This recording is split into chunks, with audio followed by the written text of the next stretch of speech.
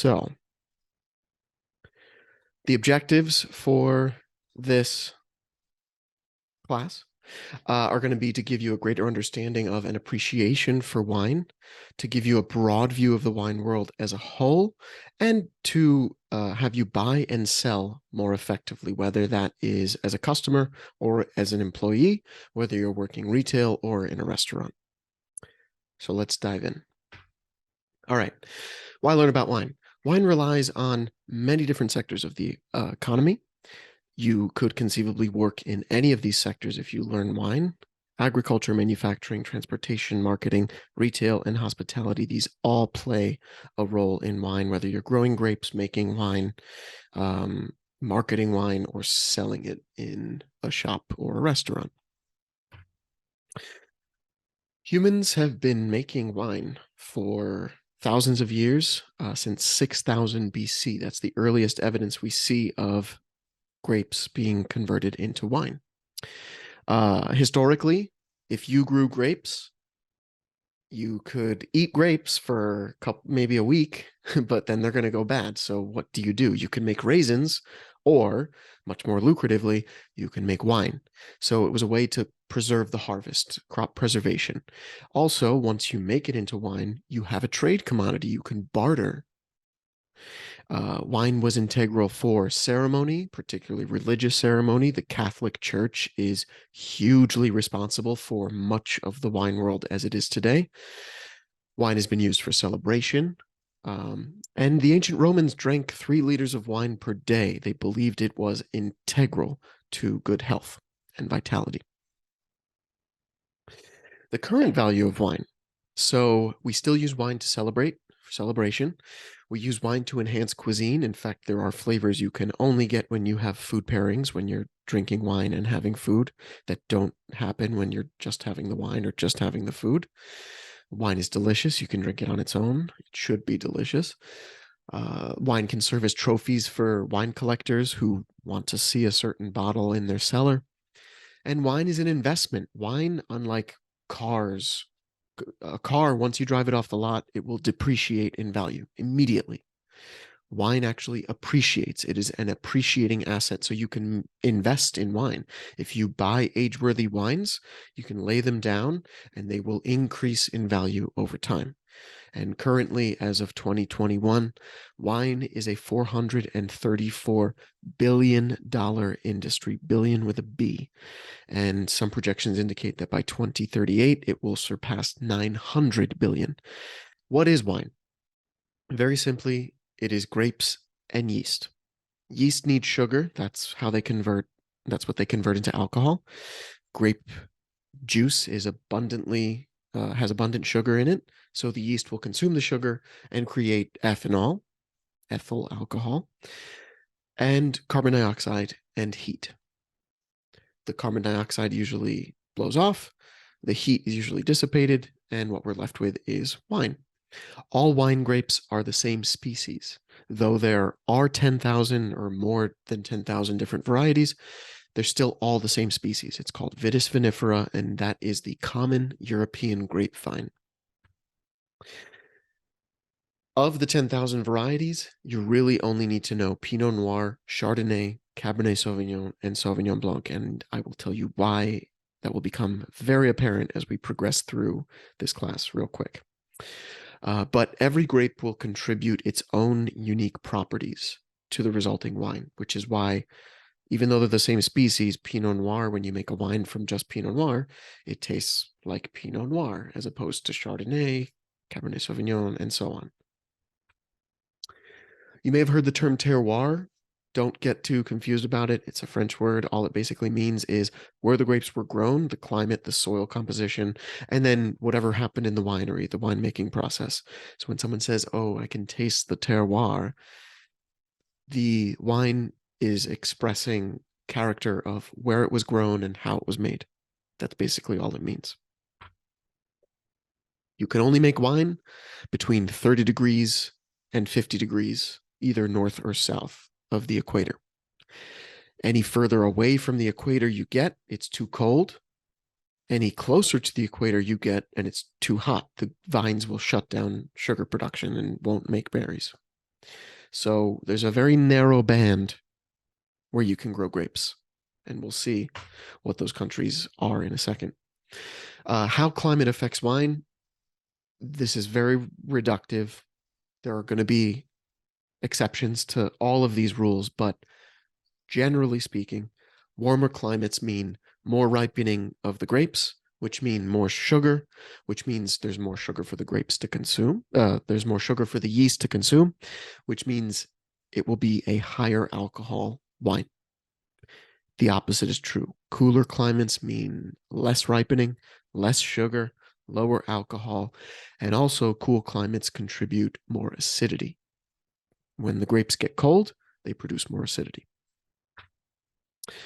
So that narrow band I was talking about, 30 to 50 degrees latitude, when you hear the term old world, people are generally referring to Italy, France, Germany, Austria, Spain, Portugal, and Switzerland. There are Eastern European wines. They're not as prominent. France has pretty much had the lock on the wine world, and only recently have the world of wine expanded to include other fine wines, acknowledging other wine producing regions. But for the vast majority of history, France was considered the top, and we'll get into why in a moment. But when you hear the term old world, it just means Europe. Old world wine labels, if you see them in a shop or on a restaurant wine list, will never, almost never, have any grape names on them. So if you look at these right now, you don't know what's in them. In a moment, once we explain which regions grow what, it'll become very apparent. But the problem with old world wine is it's confusing because you need to memorize what region grows which grapes. When we say New World, we are talking about the United States, Canada, Chile, Argentina, Australia, New Zealand, and South Africa. And if you look, you can see very clearly from left to right, you have Chile, Argentina, South Africa, Australia, New Zealand in the southern hemisphere. And in the northern hemisphere, you have Oregon, Washington State, California. New York still grows grapes, and then most of Europe. That's pretty much it. You're seeing some wine being produced in China now because they have between 30 and 50 degrees latitude, so they can produce it. But the majority of wine is produced in these regions. So, New World wine labels are real easy because they'll generally list the varietal, the grape name, right on the label. Real easy. Sauvignon Blanc, Chardonnay, Cabernet Sauvignon. France, as I said, was the top of the wine world. If you learn these four regions, Burgundy, Champagne, Bordeaux, and the Loire Valley, if you learn which grapes they grow there and what kinds of wine they produce, they are the key to unlocking the entire world of wine, because pretty much every wine growing region in the world is growing grapes and trying to make wines like these four regions. We're going to start with Burgundy because Burgundy is my favorite. And in fact, I'm going to pour myself some more because life is just better with wine. All right, so Burgundy. I have a white Burgundy here. It's in eastern France. It's in the little circle there. It's not contiguous. It's broken up into different regions. But they grow Pinot Noir and Chardonnay. And that's pretty much all you need to worry about. They also grow, to a lesser extent, Gamay and Aligoté, which you'll hardly ever run into. Red Burgundy is Pinot Noir. White Burgundy is Chardonnay. Real simple. Burgundy has been producing wine since about 1000 AD. These are single varietal, meaning one single grape, they're not blending. If it's made from Pinot Noir, it's all Pinot Noir. If it's made from Chardonnay, it's all Chardonnay. And mostly the finest Burgundies are single vineyard, meaning if they're making Chardonnay, they're bringing all of the grapes from just one vineyard plot. And that means Burgundy is incredibly elegant, incredibly nuanced, and extremely complex. Burgundy has become the standard for what Chardonnay and Pinot Noir is all around the world. And in fact, these are the most expensive wines in the world. If you do a cursory Google search, you will see prices ranging from, of the top producers, $4,000 to $45,000 a bottle of this one particular top producer, let's call it. But these are current or recent vintages. The most expensive wine that was ever sold was also a Pinot Noir, 1945 vintage. The producer was called Domaine de la Romanée Conti, and all you need to know is it sold for $558,000. One single bottle, 750 milliliters. So pay attention to Burgundy. Champagne. Wait, before we move on to Burgundy, are there any questions? And you can unmute yourself if there are. No. Okay. If there are questions, feel free to pop them into the chat. Also, I'll address those at the end. All right. Champagne. Champagne is in northeast France, as you can see on the map here. You can only call Champagne Champagne when it's from this region. Wouldn't you know it, they grow Pinot Noir and Chardonnay, just like Burgundy. They make it sparkling, though, so it's a little different. They didn't always make it sparkling. Historically, they were trying to make Pinot Noir like Burgundy, but since it's so much farther north, they couldn't really do it. It was a little too cold. Fun fact. Aside from Pinot Noir and Chardonnay, in Champagne, they also grow all of these grapes that you see at the bottom here. It's a little smaller. Not really all that important to memorize these because they're you hardly ever see them. The vast majority of Champagne is made with Pinot Noir and Chardonnay. As we said, Champagne is further north, so it's cooler. So cool climate means high acid. Champagne is very acidic.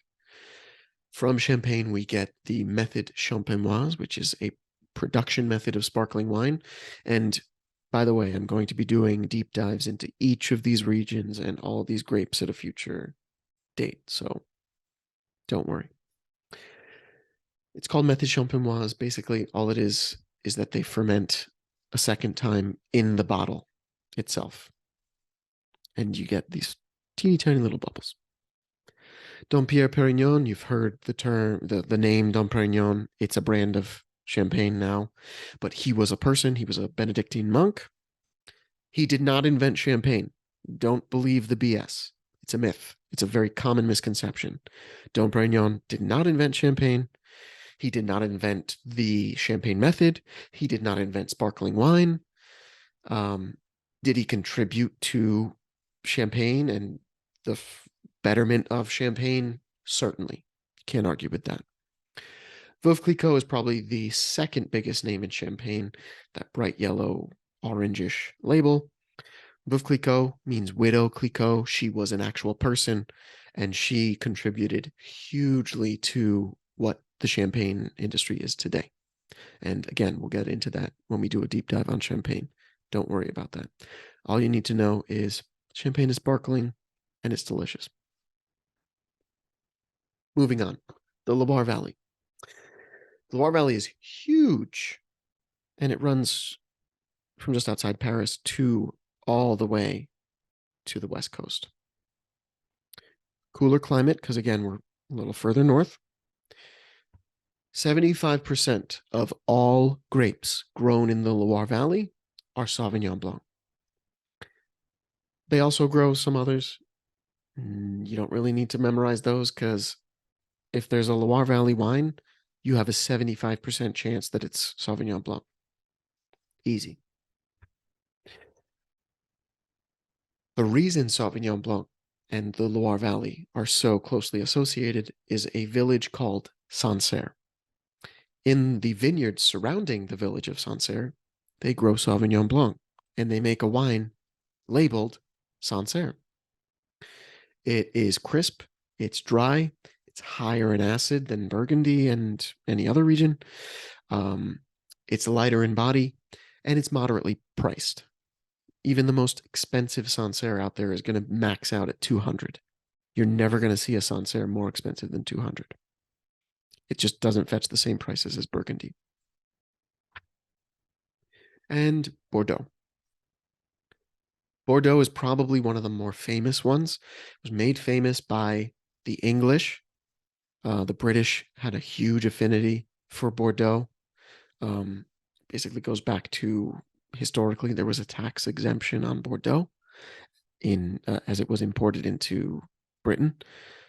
So they loved it, and Bordeaux became known as the best wine because of the British Empire and because of what Britain did to the world. For Bordeaux Reds, they grow Cabernet Sauvignon and Merlot. They also grow Cabernet Franc, Petit Verdot, Malbec, and Carmenere to a lesser extent, but the majority of wine is made from these two grapes, the majority of reds. There is also white Bordeaux, lesser known fact, and it's made from Sauvignon Blanc and a blend of another grape called Semillon, which pretty much just gives it some body. But Bordeaux is almost always blended. Bordeaux is a warmer maritime climate, so that means these are going to be fuller bodied wines. Remember what we said, a warmer climate means more sugar in the grapes, means more alcohol, which will translate to a fuller bodied, bolder wine. That's true of the white and the red. The Sauvignon Blanc is still fuller bodied than you would find in the Loire Valley with Sancerre. Top Bordeaux producers for a current vintage are going to run anywhere from 1,000 to 5,000 per 750 milliliter bottle. And again, we're going to get into the weeds in Bordeaux when we actually do a deep dive on Bordeaux. This is just broad strokes. The wine world, as we know it, is Franco-centric, meaning France-centered. France dictated the wine world because French wine became famous. They are consistently the highest prices. They were consistently believed to be the highest quality.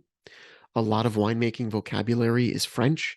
When it comes to restaurant service, like the term sommelier, that's a French word. It's in the English dictionary. And the first restaurant in the world, so the concept of a restaurant is French. Restaurant is a French word. All right. So, moving on. The Paris wine tasting of 1976.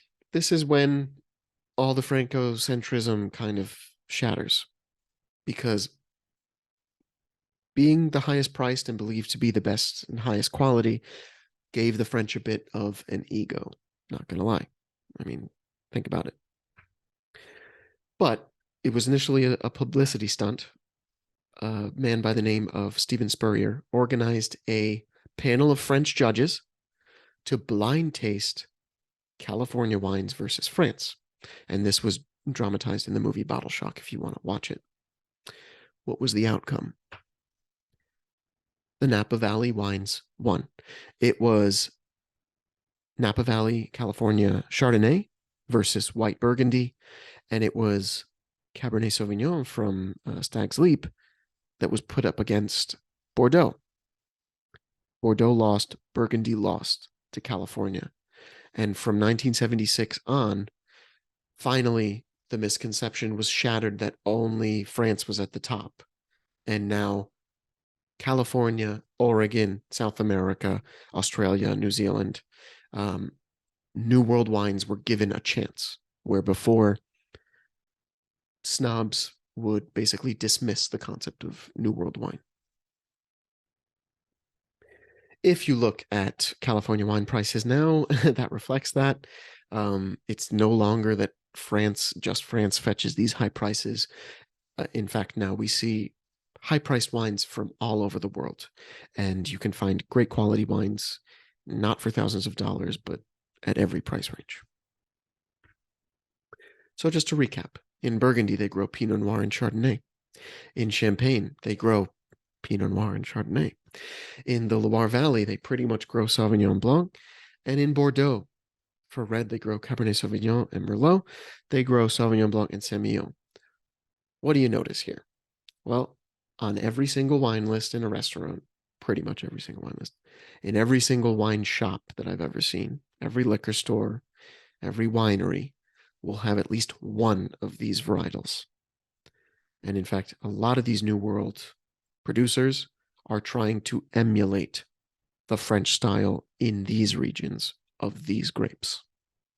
So if you learn what kind of wines a Pinot Noir, what a Pinot Noir tastes like, what a Chardonnay tastes like, what a Cabernet, a Sauvignon Blanc, and a Merlot tastes like, that's your key to basically understanding the entire world of wine. Now, we see Sancerre on the label. We don't see grapes, but we know that the Loire Valley is what? Sauvignon Blanc. So this bottle is Sauvignon Blanc. This bottle here, Bourgogne, that means Burgundy. This is a white, which means what? It's a Chardonnay. And this Sauvignon, that's a Bordeaux. We'll do a deep dive, but it's a Bordeaux, so it's a red. What is it most likely? It's either Cabernet, Sauvignon, or Merlot. Questions? That was a lot. Is it because taste or popularity? For the French wines, it is actually a combination of both. Like consistently, French wines were winning in blind tastings. Consistently, French wines were rated the highest you could possibly get until 1976. And now the most recent kind of like upended thing was 100-point wine from one of the wine reviewers. He gave 100 points to an Australian wine. And now everyone is all up in arms about Australian wine. And oh, Australian wine's the best.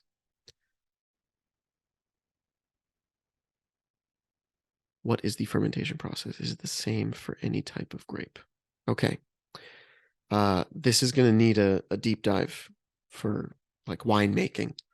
But basically, the fermentation process, it depends on what kind of wine you're making. For white and red, they are similar. For sparkling wines, it's a little different. For orange wines, it's a little different. It really depends on the kind of wine you're making, but fermentation is pretty universal. When you have grape juice and yeast, they're going to produce alcohol. When it comes to different types of wine you want in the final outcome, that's going to be more about what you're doing once it's fermenting. Are you leaving the skins of the grapes in there, or are you separating the skins and just fermenting the juice? That's going to be a big factor.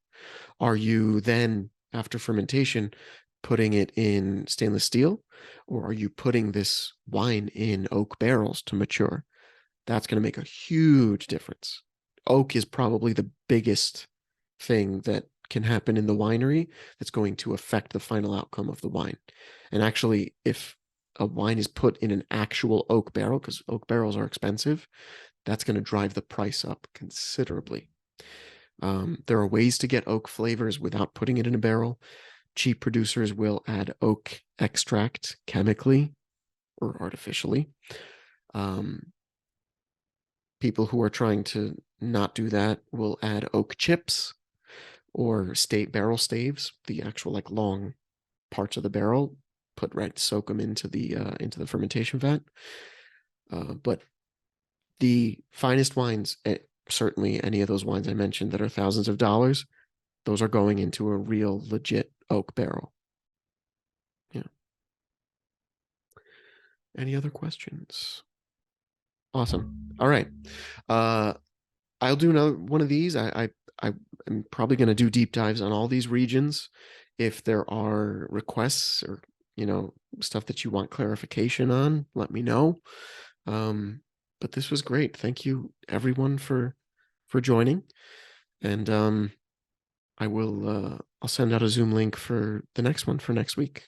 Same time. We'll shoot for Mondays at 6 p.m. Pacific, 9 p.m. Eastern.